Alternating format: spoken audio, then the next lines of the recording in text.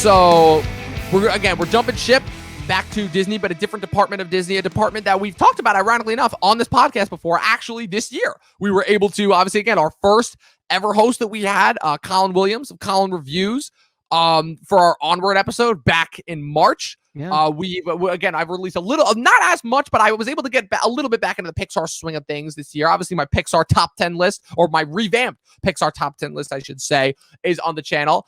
And it's a good thing that I'm kind of re-releasing these lists a little bit and going back through, because it gives me a chance to kind of go back through and examine and recontextualize the things that I've really enjoyed and really come to like about just movies in general. And Pixar, again, I've made it no secret that Pixar has been a tremendous staple of my childhood, still to this day. Again, it is an animation studio that has become so synonymous with perfection of craft that, like, whenever a movie comes out that's like, as far as any other animation studio would kind of just be fine and acceptable, when it's Pixar, it's like, no, this movie sucks. And I'll admit, I have definitely been a lot more harsh on the majority of Pixar movies that have come this past decade than I feel like everyone else says. But again, for a studio that churned out kind of, to me, some of the most decade-defining and just kind of genre-defining movies that, to me, I've ever gotten in cinema for a decade and a half, and then to kind of just evolve into kind of like average, mediocre sequels and kind of half-baked ideas that just, it didn't feel like it was, the studio was living up to the just tremendous potential that it had set up for itself. Where between the 95 and 2010, that run that Pixar had, you know, even, I guess with the exception of A Bug's Life and Finding Nemo, but again, I still love A Bug's Life and Cars. I still love A Bug's Life, and Cars still made close to $1 billion at the box office overall. So I think it's safe to say that, like, again, it was during that time period where whenever you got a Pixar movie, you knew you were going to have a hit. And then, again, they kind of went downhill after Toy Story 3 overall. And while Onward, again, I wanted to give the benefit of the doubt, but when Onward came out, I'll admit I was losing faith, where I'm like, okay, if you mean to tell me that the best Pixar movie that I've seen since Inside Out is Toy Story 4, I'm not going to, I was about to jump ship. I was like, I was about to say, you lost me, Pixar. And I was holding out hope because I still had the trailer for this movie that we're about to talk about to hold on to.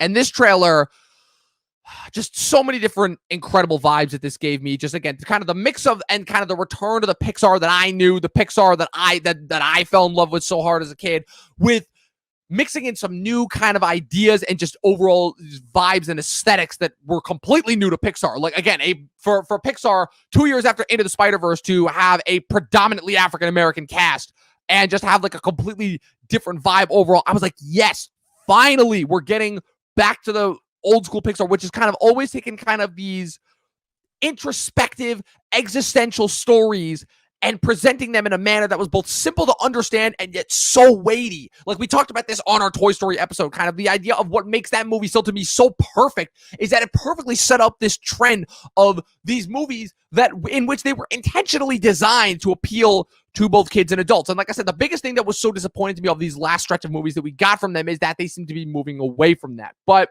I think it's safe to say, Chris, and I'm going to hand it off to you because, again, your responses to this movie overall made me so happy and just impressed me so much, especially since you've made your thoughts with just Pixar and animated movies in general clear when it comes to overall, like, this was a return to form for them, and this was a smack dab out of the park because, oh my God, Soul. I literally started off my review of this movie with the words ... fuck. That was the only thing that I'm like, there was no other way that I could start the intro to the movie. Just like the minute that you know you have a good movie on your hands, when I know I'm gonna love this movie before the actual movie is started. During the opening credits, I'm like, this movie's already perfect. So Chris, go. Soul.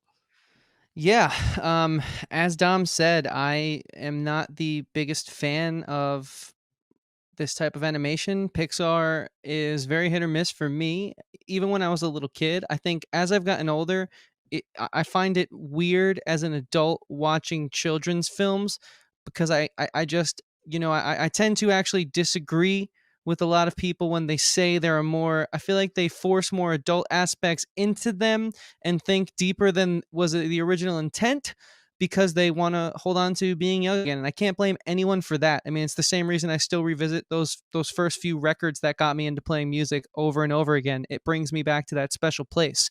But I guess as a critic, I have to be honest when I say that I feel there is a little bit of stretching of the narrative in regards to adults, and especially like not you, Dom, but like the big name critics that we've been referencing when they talk about these films. I feel like they found so much out of Onward that just wasn't there. And it's something I've really learned a lot about, I think, critics this year in that upper echelon. But really, it's kind of my, I'd say, separation with watching these types of films. But like I always try to say, I give everything a shot. And especially if Dom's recommending me something, I'm like, all right, well, I at least have to give this a shot because Dom knows his shit. And I am so glad that we are covering this movie right now because this film, like you said, from something about like just like the first few seconds, you know, you're going to Yeah. like it, which Yeah. never really happens to me. I don't understand how. I'm trying to wonder if it's this magical, mystical color palette that they found that hasn't been used since ancient religions, or if it's like, I don't know, the shapes and the way that they animate them. And it's like some mind trickery because it's just so mystifying and captivating from the gates. And I don't understand it. But my initial reaction is, what's not to love about this film? Yeah. Yeah. It's oh man. I don't want to for the purpose of not gushing about this overall, because again, just like so many emotions that I felt, just kind of alleviation, just again, just happiness overall, that it's like, oh my God, Pixar can not only be good, they can still be fucking incredible. Just so many things that I want to give props to this movie overall. Just again, it's soft melodramatic nature. Again, the thing that I loved about those Pixar movies, yeah, those early Pixar movies were funny, but even when Pixar was at its most emotional, it was so beyond subtle for animation, which is something that is so atypical of animation, because most animated movies by nature seem to be geared towards being as poppy and flashy and as in your face and as attention getting as possible. And when you have a story where the characters, I would say, still are energetic, but like when you could just, the thing that I love about Pixar movies in general is that you could just get lost in the background. Like I was rewatching Ratatouille the other day, and that movie, as far as I'm concerned, is art. It helps that it's a movie about cooking and following your dreams and passion overall. But that is a movie that I could watch that movie over and over and over again and just go through every single background detail. And the same that I could say about kind of Wall-E, any of the Toy Story movies, Finding Nemo, Inside Out. Like that to me is part of the magic of Pixar overall. And this movie, among many other things, brought that back. And again, just kind of brought me back to that place of like, again, like I attribute kind of my love of movies in general. A large part of that is because of Pixar. And for this movie to kind of bring those thoughts back, again, is already a tribute to it itself. And again, for this being a movie that, so Pixar is obviously always choosing each movie to focus on a different theme overall. Family has been a big part of that. Just, pursuing your dreams overall and letting your passions dictate you overall. Again, like they had that little bit of a weird trip into kind of, go in that Black Mirror direction with Wall-E overall, and like kind of continuing that with which is like, what does your life kind of come to mean? And they kind of had that little wrap up with Toy Story 3. And then you almost kind of dipped into that with Inside Out, where this movie seems to be kind of the next step in those couple of movies that have been coming out, where it's asking kind of, what is life? What are human beings? What kind of what is it kind of that we're here as a species to uncover? What does it all mean? Is there meaning overall? And this movie kind of takes everything of those last couple of movies, but also kind of everything that like Pixar's been doing since its inception with Toy Story, right? Because that very existential nature is something that's been around since that first Toy Story, and kind of brings it all to light in this pitch perfect story that combined a guy trying to fulfill his dream to all the limits and constantly being at odds of being stuck in kind of the mundane average life, and kind of having to see the beauty of it by going on this existential quest in which his soul is literally separated from his body, so that and kind of seeing kind of, for lack of a better word, the things that we can't see in this kind of very cleverly created world, entitled both The Great Before and The Great Beyond, which basically is kind of the manufacturing ground where souls can go to Earth and live life as humans before they die and eventually move on to the Great Beyond. And he ends up kind of in this tutoring position with this one soul that has kind of just been floating around the Great Beyond for the better part of like 100,000 years. Who knows how long she's been there, named 22. And kind of their journey that they go on together, wherein he kind of has to almost rediscover the meaning of life by trying to get this soul to actually understand what it is that life is all about. And for this movie to be about all of that and still be just as entertaining, just as funny, just as clever, just as introspective, and just overall as endearing as so many other Pixar movies that I've seen before that, Wall-E, What? Like that's just how I say it, Joe. I thought that's how it was pronounced. Overall, again, like I want to gush about it for days. Just the animation and how absolutely freaking incredible it is. All of the technicals, again, Pete Docter for directing, Kev Powers for co-directing and co-screenwriting. Oh my God, the score. I mean, again, I've gushed enough about Reznor and Ross this year, but fuck me, they do it again. Like not even a month after Mank, which was a score that I had to go back and revisit because I just didn't get how good it was the first time. And then they arguably do it again with one of the most understated Pixar scores for a genre of movies that are already known for being, with scores that are known for being understated. Like, I gotta stop or else I'm gonna keep going on a gush rant because goddamn this movie. No, dude, you're 100% right. It is a masterpiece. I mean, I don't use that term easily. I don't even know if I have used that term yet on our show, so I'll use it now. I mean, this film fires on all cylinders. It works at the strongest possible level that it can in every aspect. There's a few things that really stood out to me. This character, man, Joe Gardner, right? Yeah. That's his name. Voiced by Jamie Foxx in the best voiceover performance of the year. He feels so human. I mean, it's so funny talking about this film in the same review as Wonder Woman. Yeah. Because the animated movie has more life to these characters than the actual actors appearing in front of a real physical camera in real life. It blows my mind how they were able to do this. And what's really great about this film is it, and it's so amazing to look at this through the lens of having Wonder Woman be right before it. It's almost hilarious. It's like, this is what you do and this is what you don't do. And it's like a great example of each, because this film, it knew what it was doing in regards to this character, Joe. It's all about Joe and his journey, and he's trying to make it. And I really related to Joe. Obviously, I've been in the quote unquote game or hunt, whatever word you want to use. It's really, I've just been trying to professionally pursue music for my entire adult life, and I've had some ups. And obviously, in the music industry, there's always 10 times more downs. And so I really, off the bat, related with Joe. I understood where he was coming from. It's tough to walk away from something that is your whole identity. I mean, before I had this podcast for 15 plus years, music was it. I was known as the music guy. Music's what I did. It's all I was ever going to do. I was going to live and die by that sword. If I made it or if I didn't make it, it didn't matter because I would still be pursuing it. And the way that they sort of not only use that passion of his to enrich his character, but the style of music that he loves, the way that the score sort of, when he's really ripping and his improvisational, he goes to what they call the zone, right? He is enriching the music, and the music's enriching his character, and it's enriching what we're doing, and we're getting that love and that passion for that moment. But when he's down and out, you see it in his playing. When he's sitting there in that piano scene right before the the grand climax finale, when he realizes what he has to do is give 22 a chance. He plays those notes from the piano, and they're so somber, but it's still really good because he's a top tier, amazing musician. He just has had this change of heart. And it's just so, like, every little musical tidbit that they incorporated in this film enriched the narrative. And I think a lot of musicians out there would probably agree with me, especially those jazz heads who can get more out of it than I can, because I come from more of a rock and roll background. I mean, there were so many, just looking it up, different motifs and themes and callbacks to famous musicians and who have played the half note, which was a famous jazz club in New York City for years. It was one of the premier spots in Manhattan to play. If you played at the half note, you were on your way to something big and great. And I mean, those pictures on the walls in the half note apparently were pictures that were up there when I looked it up, and apparently some prominent figures have played there. And it's really cool to see how they nailed every aspect of it, but also what this movie did, talking about playing to its strengths. And I'll turn it over to you, Dom. They had Atticus Ross and Trent Reznor do the sort of more synth style scores, but they actually had a modern day contemporary jazz musician, John Baptiste, compose the jazz music. And they mimicked his finger movements and his guitar playing, and they really they didn't mocap, but they really paid attention to detail. They recorded him playing, and it was almost like they mocapped it. So I was just thinking to myself, I was like, wow, that is so accurate.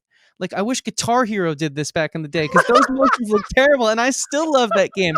Imagine if they paid that much attention to detail. It's so funny. So this movie just does what you want to see in filmmaking, where it leaves no stone unturned because they clearly respect the story they were given.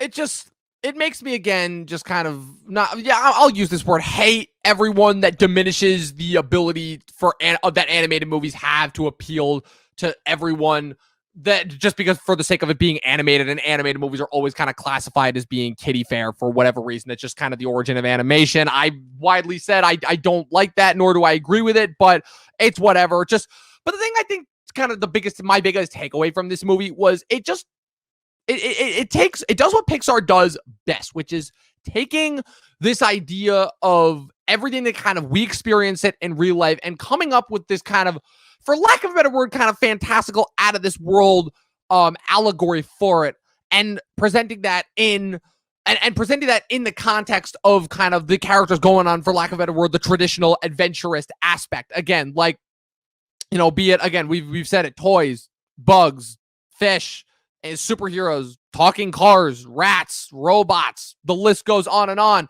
Again, the biggest thing was, again, they're giving emotions to actual literal emotions. And Pete Docter, again, who is, to me, has been behind some of the absolute best and most introspective when it comes to the Pixar movies, famously having done his contributions to the Pixar canon are obviously Monsters, Inc., Up, and Inside Out, famously. And this movie, again, as kind of the spiritual successor to all of those movies, and again, the capitulation of all of that, it takes so many different things that just people deal with on a daily basis. Again, kind of that overall, again, besides that existential feeling of your place in the universe overall, just again, just doing what it is that you love, feeling whether it is that you actually can be accepted. What is the point of actually being accepted? Like, is it kind of better to be accepted and compromise, or just deal with the utter disappointment, but while at the same time, kind of having that understanding that at the very least you never had to be hurt in the first place. Just it's dealing with depression. Like, Pixar to me has always been one of the best.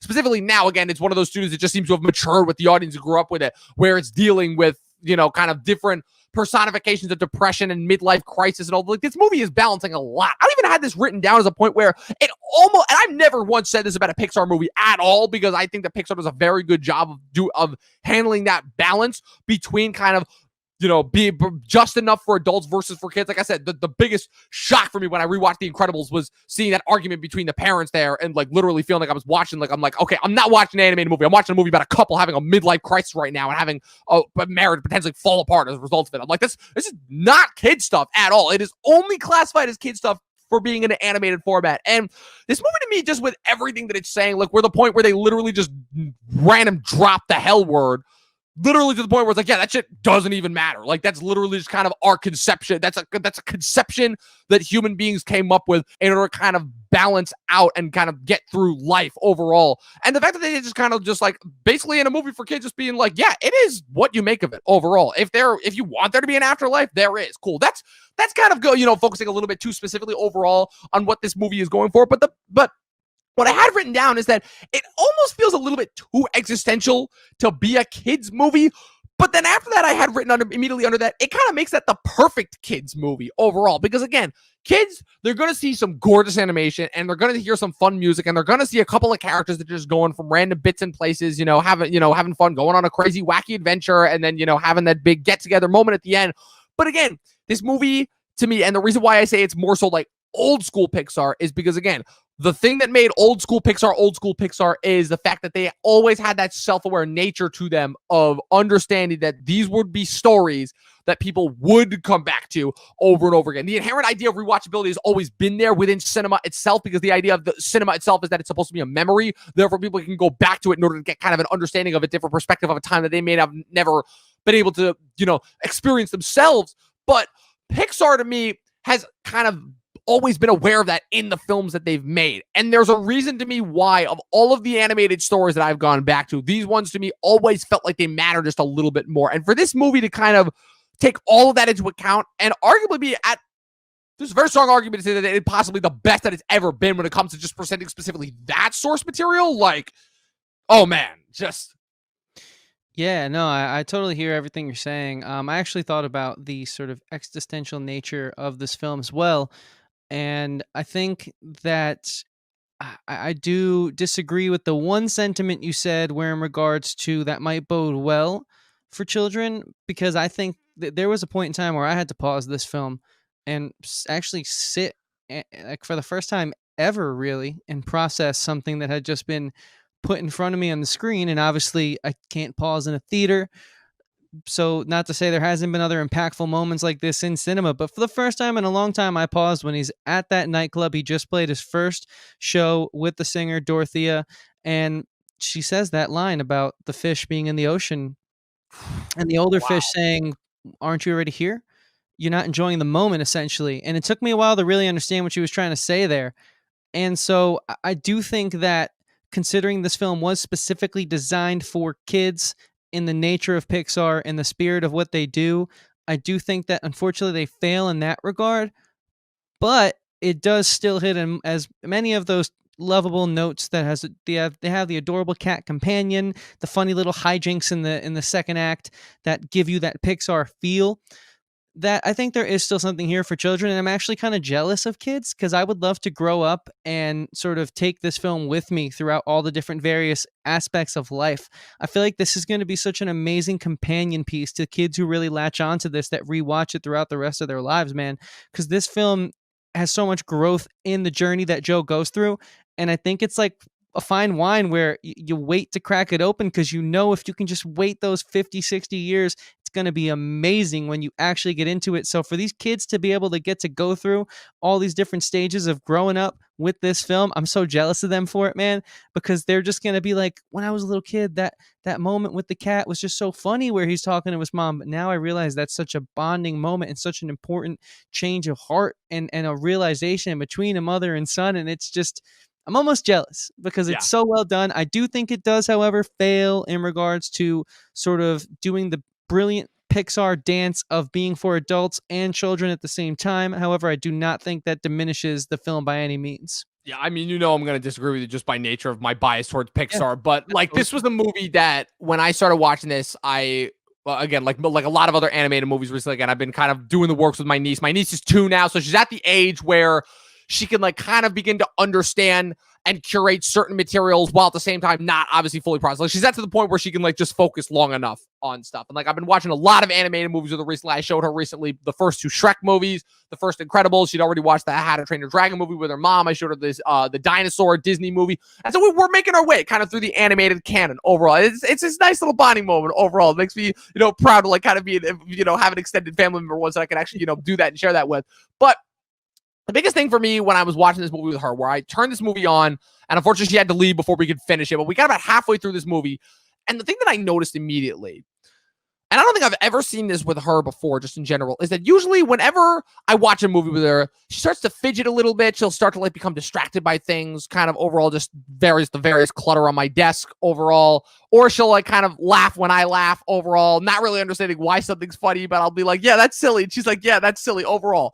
But I think this was the first time that I've watched a movie with her where the minute that this movie started, like from the minute that Pixar logo came on and the minute that opening shot came on, she did not blink once. Like not once. There was not a single minute of this movie that I saw where she was not fascinated and not interested. And that was apparent to me because again, I'm never going to try and compare anyone to me because my relationship with just movies in general from a very young age was always essentially different. But that was the moment that kind of told me that's like, okay, this is kind of going to be her equivalent of Toy Story. This is going to be that movie that throughout her life, as she's growing up, this is going to be that moment that her generation of kids is going to go back to over and over and over again, that is kind of going to be with them at all walks of life, that they're going to kind of be able to relate to in turn as they're going through each different stage of life. And like you said, I'm jealous. Like, at the same time, I'm not, because again, they have a whole canon of animated movies that offer not exactly the same type of feeling, but similar types of feelings with that, again, with the entire extensive Pixar canon and all the Disney movies that, again, while not certainly as mature as certain other of the Pixar movies, certainly get to that level. And just there's a whole canon of animated movies that they have to go back through. And overall, there's a whole bunch of memes they're going to grow up with understanding. That's getting into the minutia and the nitty gritty. But just for a movie like this to still exist in the year 2020 with this much amount of thought, with this much amount of detail. Again, it's a comment that I've been making recently that, again, they like, not to sound like that old man, but they don't make them like they used to. And that unfortunately bears true for a lot of the movies that are made now today, where again, they just seem to be like like what is it you said, like the goldfish mentality. They're occupy your screens for a minute and you blink and you forget about them, And it's really sad when that's the majority of movies that come out now, where even some of my favorite movies per year, I'm like, yeah, I'm gonna come back to this in a couple of years and be like, oh yeah, I remember liking that movie. But this is a movie that I can say, again, for myself, this is a movie that I'm gonna come back to very, very frequently. And that's not something that I can say about a lot of movies that come out now, even my favorite movies. And I'm gonna want to watch this over and over and over again. I can tell that this is gonna be a movie that's gonna be with me for many, many, many, many years to come. Yes, I agree wholeheartedly. I haven't related to a character like I relate to Joe Gardner in such a long time. This movie struck such a chord with me, no pun intended, because it really, but pun intended, um, it really captured the not only the beautiful sort of way to look at the world where take a moment, smell the roses. There's a reason that saying's been around forever. Enjoy the present day because you might not have it tomorrow, and tomorrow might not be the same as it was today. Certain loved ones might not be there. Certain, you know, things that you look forward to in your day to day might not be there. Look at 2020, for example. What a great movie to come at the end of this year. Yeah, Really, seriously. around the holidays and at the end of this year. And it's just on top of that level, I know my musicians out there and speak up in the comments if this hit you. Like we all go through this sort of dark night of the soul that Joe goes through where it's almost like, are we willing to shoot ourselves in the foot for our pride? We know our abilities are good, but the music industry isn't just based off that. Are we willing to stick it out in the trenches hoping something happens? It is something I don't have an answer for in my personal life myself. It's something that I do know that all the biographies of the greats that I read and the interviews I watch when they speak, they didn't have an answer either. They just kept going. But you got to think about all those that don't make it, who are the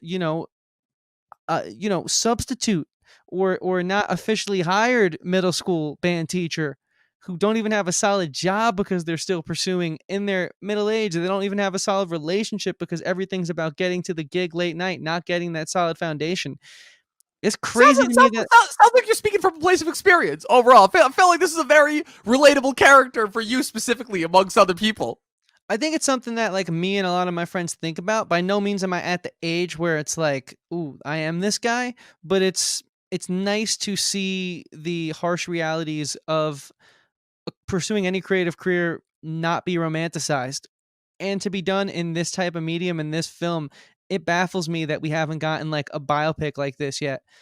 Like, where are all the great music biopics now? I gotta ask, where are they? Because now they've all gone down a peg watching this film. It's just that's how masterful this movie is to me that it makes me have to reconsider almost everything I've seen in regards to like the musical realm and character studies and just writing in general. It's airtight in my opinion. Yeah, it's just animated movies, are a genre that I hold in especially high regard for a lot of specific reasons overall. And for this type of movie to come around in a year like 2020 and for it to kind of elevate that just the next step that was just needed again. Into the Spider-Verse to me was really the last movie that I saw was like really elevated. And like every year I'm always waiting for that. I'm like, okay, I know I'm going to get like 4 or 5 animated movies a year now because we're spoiled and everything. But like, when's going to be that one animated, that real kicker that's really going to like kick me right in the heartstrings? It was Into the Spider-Verse in 2018. It was Klaus last year, which is a movie that again, not enough people have seen it again. People forget the fact that it's about Christmas. Just go watch that movie. That's incredible. That movie did not nearly get enough credit. Just the fact that I got nominated for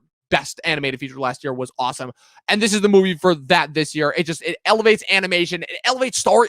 To me, the reason why I'm about to give this movie the rating that I am about to give it is for the reason that this just elevates storytelling, which is just what I want from every movie. I know it's a tall order, especially now in just a modern day blockbuster economy of movie making in general, and just the fact that it's just your fact that there are too many movies made now, so not every movie can be as important as I would like them to be, and not every movie can be as well made as I would like them to be. And it always kills me how people always fall back in the excuse of, oh, well, it's just a movie, just enjoy it. I'm like, no, not when movies have told me that they can be like this. So why in the hell would I want everything else to kind of just be this mediocre garbage, But this movie elevates storytelling to me, and this movie elevates cinema, and it elevates kind of my relationship and my kind of endearment towards movies. And in a year that was so crushing beyond belief, and in a year that was constantly kind of reminding me, that was giving me so many different reasons, I should say, to not continue to pursue my passion and to just give up overall, for a movie like this to come around and offer just the antithesis of all those feelings that I was having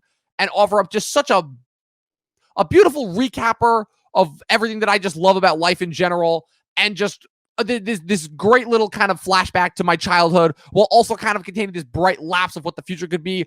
I am wholeheartedly what's it called? I am wholeheartedly of this opinion when I say this is a 5-star movie, which I don't even think I gave a movie last year 5 stars. And keep in mind, last year we had Parasite, Once Upon a Time in Hollywood, Uncut Gems, Klaus, and The Irishman. And I don't think I gave any of those movies 5 stars. This is a 5-star movie for me.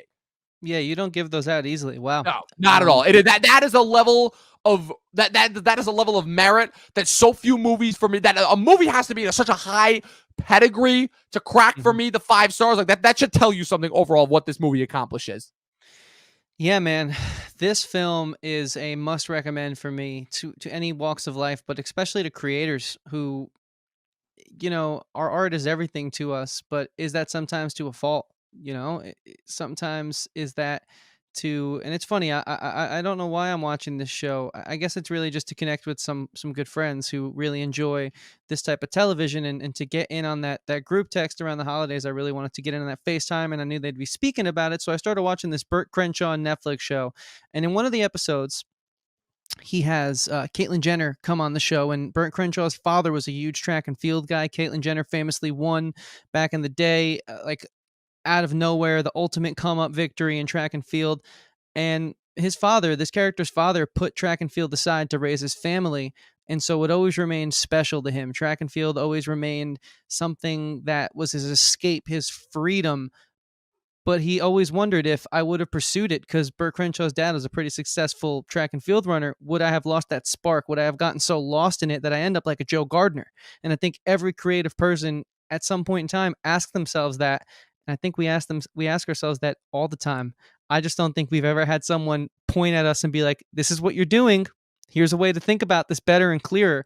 So this film is not only phenomenal, not only so enjoyable, and a film that is not only one of my top films of the year, but probably will be for my life. It's important. It's important to people who risk the stability of the normal day-to-day to see this film. And that's why it's a 5-star film, because it just asks so many questions. Yeah, man. It just asks so many questions that I've never even seen the greatest biopics answer. I mean, Ray, starring Jamie Foxx as well, is an amazing biopic, but that doesn't even get as deep as this film does in regards to just like risking something for a passion. This film is freaking gonna be timeless. If it isn't, then I'm just wrong, and I will forever quit YouTube if this doesn't become timeless. This movie is already timeless. What are you talking about? Exactly. But that makes me so happy. That touches my heart, honestly. That like you would give an animated movie of like my studio. Like I don't care what anyone else says. Pixar is mine. They're mine. I'm laying my claim down on it like a 5 star. This is a fucking perfect movie. And again, this episode kind of started off a little bit depressing, but I'm so happy that we ended this season. We ended this absolutely dreadful year with this fucking masterpiece of a movie. Again, just coming off a year where I didn't think we were going to get any more masterpieces overall. No. But Chris, we did it. This is it. Season 2, buddy. We're on to season 3 next week. That's it, people. We have officially finished. Oh man. Sophomore season in the books overall. I would give you a hug, but obviously we can't do that right now. Later, that'll be for next year. Hopefully. Congrats, man. Thank you guys so much in the community for being a part of this thing. You have been our fuel. You've been our fire. This is what we love to do, and we love sharing it with you guys. So very humbled, for real. Yes, absolutely. Thank you again. You guys, I'm not going to give like the traditional closer out because again, if you want to see what we have coming up, tune in for the new year. Season 3, we're going to have a lot of stuff as always that we promised. Again, follow us on our socials, Facebook and Instagram at Talkin TV Podcast. Leave a subscribe if you like getting content from us overall. Again, just 186 subscribers last time I checked, and we're only growing stronger every day. So we're going to get to 200, and I'm hoping to, and I think we're going to hit 1,000 potentially during this year overall, 2021, onward and upward. That's all I have to say. How many blanks in a what, Dom? 12 seasons and a short film. That's what it is. We got to start saying that at the end of every episode now. We just have to. And a short film. And Dom, for the last time in 2020, do you have a message to leave the people with here tonight? Thanks once again, people, to everyone who has been with me every single time I have been able to say, watch more fucking movies, people. Have a good night. We'll see you next time.